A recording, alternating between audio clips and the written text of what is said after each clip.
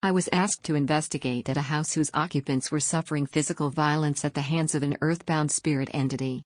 The attacks always followed a similar pattern. Every now and then one of the residents using the staircase would be pitched down the steps. This was not only disconcerting but dangerous.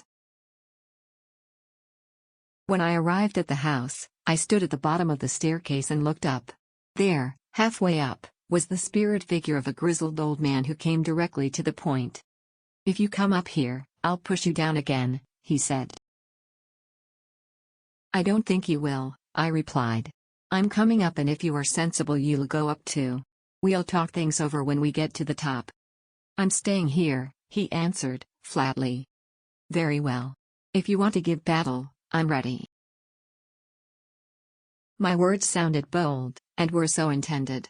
You must never show fear when dealing with an evil entity or even a fractious one.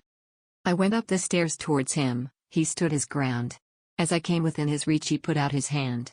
Instead of pushing me backwards, as I expected, he wrenched at the string of beads I wore and scattered them in all directions.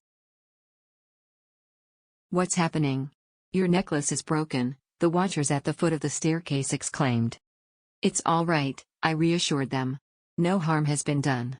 I went on mounting the stairs while the old man retreated before me. At the top I stopped and said, "Tell me, what is the trouble? Perhaps I can help you." "This is my house," he replied. "And that man down there has robbed me of it." "Has he?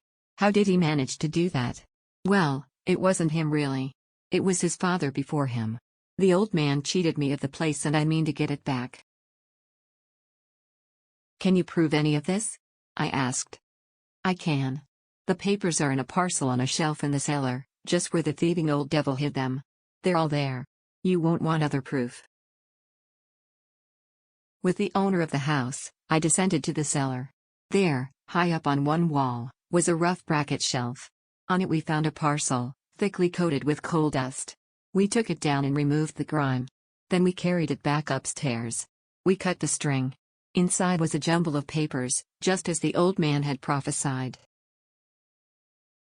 Subsequent examination proved that the old man had been cheated of his property. It was then that the present owner behaved so magnificently. Without more ado, he transferred the deeds of the property to the surviving members of the old man's family. This altruistic action ended the reign of the irascible spirit intruder whose presence on the staircase had become a menace to everyone in the house.